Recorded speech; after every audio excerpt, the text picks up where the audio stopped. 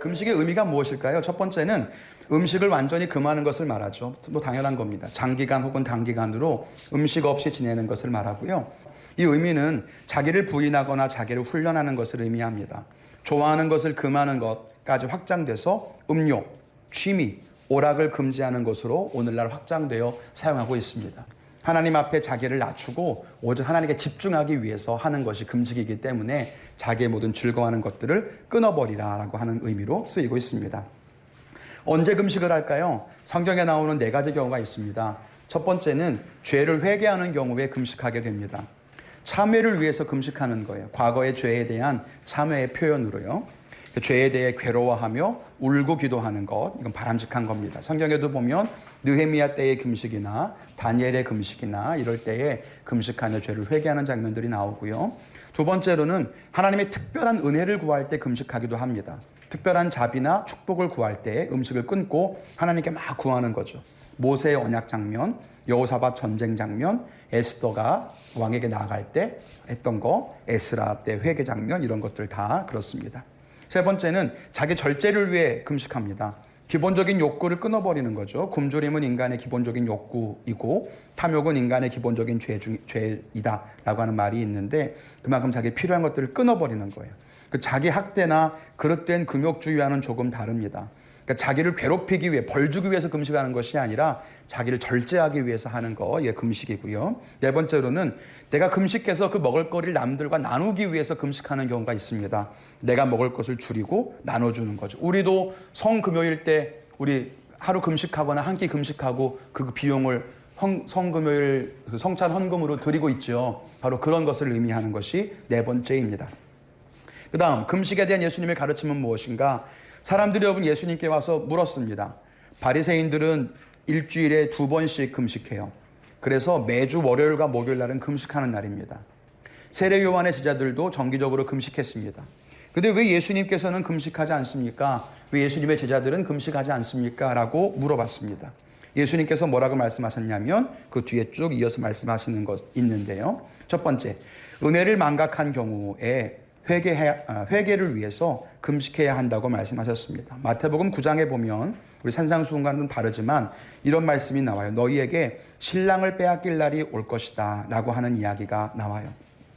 이렇게 말해요. 신랑을 빼앗길 날이 올 것이다. 이 말은 무엇이냐면 구원의 감격을 잃어버린 날을 말하는 거예요. 그러니까 예수님이 죽는 날이나 예수님이 승천해서 없는 날을 말하는 게 아니에요. 예수님 승천했어도 성령님이 내 안에 계시는 거예요. 그러니까 그건 슬퍼할 날이 아닙니다. 그러니까 그렇게 해석하시면 안 돼요. 신랑을 빼앗길 날이 언제냐? 내가 구원의 감격을 잃어버리고 패배감, 불행, 역경에 억눌리고 있는 상태를 말하는 거예요. 지금 만약에 내 삶에 예수님께서 계시다면, 예수님이 내 삶에 함께 계시다고 한다면 예수님이 허락하시는 기쁨, 평화, 구원의 감격, 감사, 뭐 이런 게 있어야 되는데, 주님과 함께 있으니까, 신랑이 내 옆에 있으니까 이런 기쁨이 넘쳐나야 되는데 내 안에 기쁨이 없고 평화가 없고 감사가 없고 패배, 낙심, 절망, 원망, 뭐 분노 이런 것들이 가득해 있다면 네 옆에 신랑이 안 계신 거 아니겠냐? 이걸 신랑이 빼앗긴 날이라고 설명하는 거예요. 신랑이 네 옆에 사라진 날. 그래서 네 옆에 있는 신랑 때문에 누렸던 기쁨들을 다 누리지 못하고 있는 그런 상태가 온다면 그때는 너희가 금식해야 될 것이다. 그래서 비번에 보시면 금식의 적절한 때가 언제인가? 구원의 감격을 빼앗겨서 금식해서 자기를 낮추고 죄를 슬퍼해야 될 때가 바로 금식해야 될 때다라고 예수님께서는 말씀하고 있는 거예요. 너희가 은혜에서 멀어질 바로 그때가 금식하게 될 때다. 지금 내 제자들은 나와 함께 있고 나로부터 천국의 기쁨과 은혜를 누리고 있으니 금식할 이유가 없지. 그런데 그들이 나를 떠나게 된다면 그들이 금식하게 되지 않겠느냐? 언제일까요? 예수님 배반하고 도망갔던 베드로의 바로 그런 자리들, 바로 그런 자리가 금식이 필요한 자리 아니겠습니까? 예수님 때문에 누렸던 기쁨들을 누리지 못하고 절망 속에 다락방에 숨어있던 바로 그때, 그런 때가 여러분 금식할 때라고 하는 거예요. 이번에도 보시면 산상수훈에서는 금식을 금지한 게 아니라 금식을 전제로 해서 지침을 주세요. 그러니까 너는 금식할 때에 이렇게 말한단 말은, 만약에 금식이 필요 없다면 너는 금식하지 마라 하면 되는데, 너는 금식할 때에는 이러이러하라 라는 말은 금식이 필요하다는 말씀을 전제로 하고 있는 거죠. 그렇게 이해할 수가 있겠습니다. 이 금식에 숨겨진 의도의 순서성 보겠습니다. 바리새인들의 모습을 먼저 보면은요. 바리새인들은 금식할 때 A번 슬픈 기색을 띄었어요. 그리고 흉하게 보이려고 했어요. 이 흉하게란 말이 알아차리지 못하게 하다는 뜻입니다. 그러니까 기존의 얼굴을 알아보지 못할 정도로 엉망으로 만드는 거예요. 화장? 일단 안 해야 금식입니다. 머리 드라이 안 하는 게 정상이고요. 푸석푸석하고 꾀재재하고 남자들은 면도 안 하고 이게 여러분 금식의 기본 설정입니다. 그거 왜 그러는 거죠? 그 평소와는 다르다는 것을 보여주는 거예요. 그게 바리새인들의 금식의 모습이라고 하는 겁니다. 그런데 그렇게 하지 말라는 거죠. 두 번째, 사람들에게 금식하고 있음을 보이려고 하는 바로 그런 거.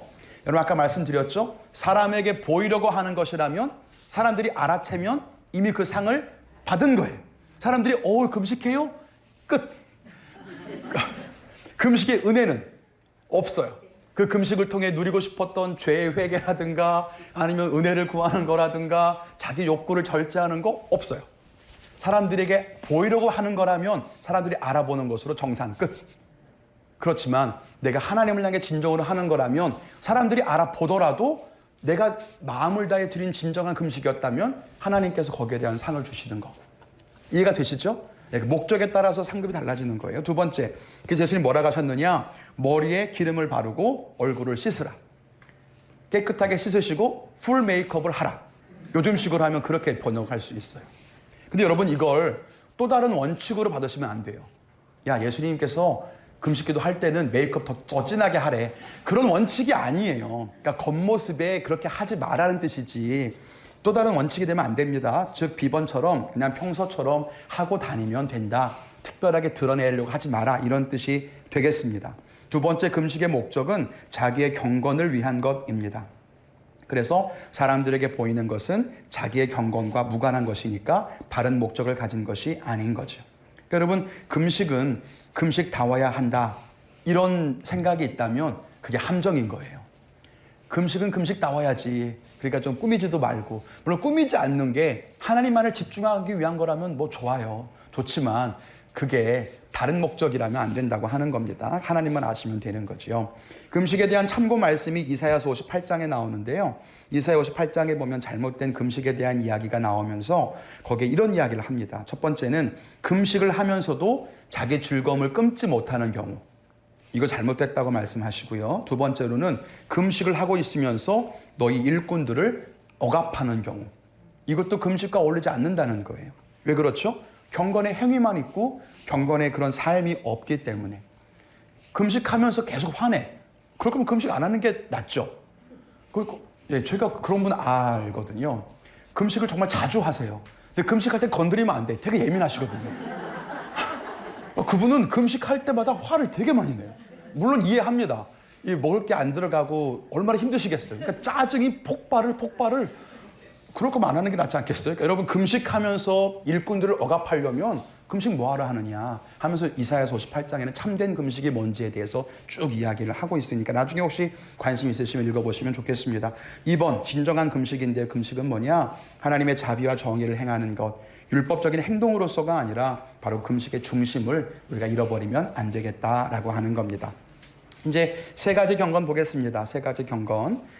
기도는 무엇이냐? 아까 말씀드린 것처럼 하나님을 향한 경건이고요. 구제는 무엇이냐? 이웃을 향한 거고요. 금식은 자기 자신을 향한 것입니다.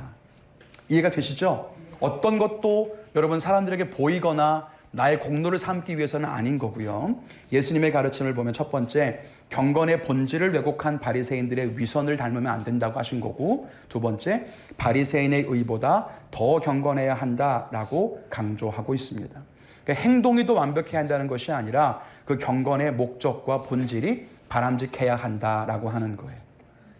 기도, 구제, 금식. 다른 말로 하면 경건이고요. 경건. 마태복음 5장에 나오는 율법들도 있었어요. 율법. 뭐 살인, 간음 뭐 이런 거요. 이런 것들이 있었는데 예수님께서 말씀하신 것은 살인하지 말라, 간음하지 말라 했던 율법을 안 지켜도 된다. 이런 말씀이 아니었죠. 또 기도하라, 구제하라, 금식 이거 다 필요 없는 거다. 이런 말씀 아니셨죠. 그게 뭐였어요? 이 속에 있는 목적, 아니면 살인과 간음 안에 숨겨져 있는 어떤 의도, 어떤 본성, 이런 거. 겉으로 보이는 행동은 완벽해요. 바리새인들 기도하고 구제하고 금식해요. 살인 안 하고 간음하지 않아요. 행동은 다 지켜. 그런데 그 안에 있는 목적과 의도와 본성이 본질과 다르다고 한다면 이것에 만족하지 말고 너희는 저들의 의보다 더 나아야 한다. 그 말은 뭘까요? 이 속에 있는 것까지 같이 다 바르게 되어 있어야 한다라고 하는 말인 거죠. 그럼 여러분, 우리가 그러면 기도 바리새인만큼 안 해도 되는 거예요? 그런 뜻이 아니라고요. 그들만큼 기도해야 돼요. 그들만큼 구제해야 돼요. 그들만큼 금식하면서 자기 욕망을 절제해야 돼요. 그들만큼 정확하게 살인, 간음 안 해야 돼요. 다 하되 그 본질과 의도와 그 본성까지도 정확하게 하나님 기뻐하시는 모습이 되어야 한다. 이런 의미에서 바리새인의 의보다 더 나아야 한다를 강조하시는 거예요. 이해가 되시죠? 그러니까 율법의 개수를 말하거나 뭐 그런 걸 말하는 게 아니에요. 중심이 하나님을 향해 잘 서 있느냐? 너희는 대체 왜 기도하느냐? 금식하려는 이유가 뭐냐? 구제하는 너희의 본성은 뭐냐?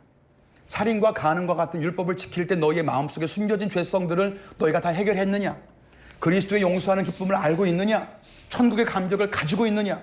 이런 것들을 물으실 때 우리 마음속을 들여다봤을 때 하나님께서 보시기에 합당한 모습이라면 그게 맞는 거고, 그렇지 않고 겉으로 보이는 모습만 만약에 그럴듯하다면 우리는 회칠한 무덤 같은 거죠. 겉으로 볼 때는 잘 되어 있는 무덤이지만 결국 속에는 썩어져 있는 것밖에 없는 회칠한 무덤이 되는 겁니다. 그래서 바리새인들을 향해 그렇게 공격하시는 거예요.